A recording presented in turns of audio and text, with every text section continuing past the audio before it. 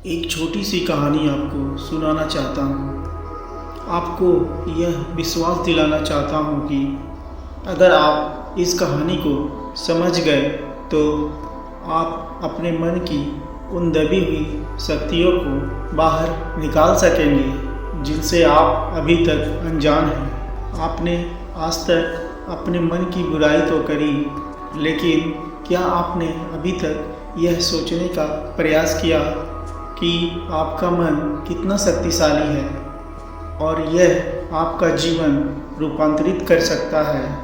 हर व्यक्ति अपने मन की क्षमता को सीमित करके बैठा है। उसे लगता है कि मेरी क्षमता बस इतनी ही है, जबकि मन की क्षमता की कोई सीमा नहीं है। आप सोच भी नहीं सकते कि आप क्या कर सकते हैं। आपके भीतर ऐसी बहुत सारी शक्तियाँ हैं जो एक सही परिस्थिति का इंतज़ार कर रही हैं। अगर आप उस सही परिस्थिति को ले आए तो आपके जीवन को बदलने से कोई नहीं रोक सकता। गौतम बुद्ध के जीवन से एक छोटी सी कहानी जो बताएगी कि आप अपने मन से उन शक्तियों को कैसे बाहर निकाल सकते हैं जिनसे आप अभी तक अनजान हैं, और कैसे आप उस काम को भी कर सकते हैं जो करना आपको बहुत मुश्किल लगता है। एक राजा के पास एक बहुत बलवान हाथी था। उस हाथी की चर्चा दूर दूर तक थी। आसपास के राज्यों में भी उस हाथी के जैसा कोई दूसरा हाथी नहीं था। जब भी कभी युद्ध होता था तो युद्ध जिताने में वो सबसे बड़ा योगदान निभाता था। राजा भी उससे बहुत प्रेम करता था। एक दिन वह हाथी तालाब के किनारे पानी पीने जाता है, लेकिन वहाँ पर कोई तालाब नहीं था।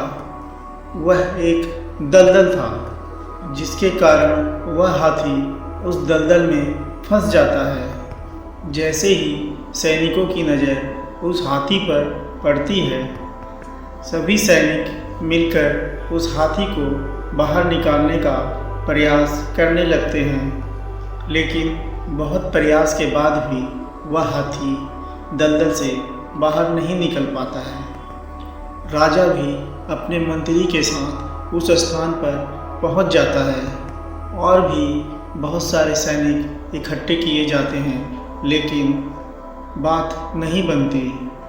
उसी समय गौतम बुद्ध अपने कुछ भिक्षुओं के साथ वहाँ से गुजर रहे होते हैं। राजा बुद्ध से कहता है, बुद्ध, कृपा कर आप हमारी सहायता करें।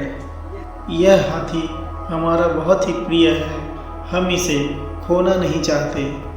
यह इस दलदल में फंस गया है।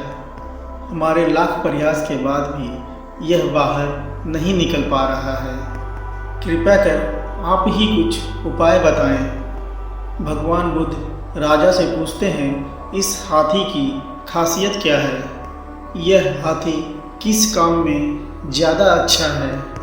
राजा कहता है, यह हमारी सेना का एक बलवान योद्धा है। इसकी वजह से हमने कई युद्ध जीते हैं। भगवान बुद्ध कहते हैं, फिर तो इसे बाहर निकालना बहुत ही आसान है।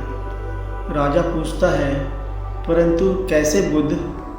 बुद्ध कहते हैं, रणभेरिये लाओ, नगाड़े लाओ और इसके पास जोर जोर से बजाओ। राजा पूछता है, परंतु बुद्ध इससे क्या होगा? बुद्ध मुस्कुराते हैं और कहते हैं, इससे यह होगा जो तुम्हारे सैकड़ों सैनिकों से ना हो पाया। राजा उसी समय नगाड़े और रणभेरिया मंगाता है और ज़ोर ज़ोर से बजवाता है। जैसे ही वह हाथी नगाड़े और रणभेरियों की आवाज़ सुनता है, वह अपना पूरा जोर बाहर निकलने के लिए लगा देता है और तुरंत उस कीचड़ से बाहर निकल जाता है। कीचड़ से बाहर निकलते ही वह हाथी ज़ोर से चिघाड़ता है, मानो वह युद्ध के लिए तैयार हो। यह देख वहाँ उपस्थित सभी लोग चौंक जाते हैं। राजा बुद्ध से कहता है, जो हमारी घंटों की मेहनत ना काम कर सकी, वह इन नगाड़ों ने कैसे कर दिया। बुद्ध कहते हैं, न मैंने कुछ कहा न ये नगाड़ों ने कुछ करा। क्षमता हाथी के भीतर ही थी, पर इन नगाड़ों ने एक माहौल बना दिया जिससे उस हाथी के अंदर की क्षमता बाहर निकल सकी।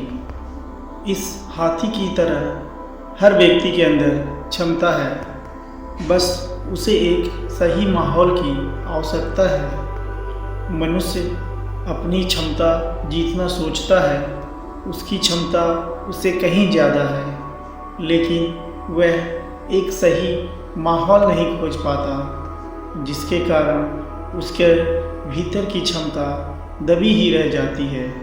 मनुष्य का जो स्वभाव है, अगर उसे उसके स्वभाव के हिसाब से माहौल मिल जाए तो वह अपने सीमाओं को तोड़ सकता है, जिस प्रकार उस हाथी ने अपनी सीमाओं को तोड़ दिया। बस आपको केवल सही माहौल ढूंढना है। अगर आपने सही माहौल ढूंढ लिया तो आप अपनी सीमाओं को तोड़ सकते हैं। आप अपने भीतर की उन शक्तियों को बाहर ला सकते हैं जिनसे आप अभी तक अनजान हैं। आपको यह कहानी कैसी लगी? अपनी प्रतिक्रिया अवश्य दें और मिलते हैं एक नए वीडियो में। इस वीडियो को देखने के लिए आप सभी का धन्यवाद।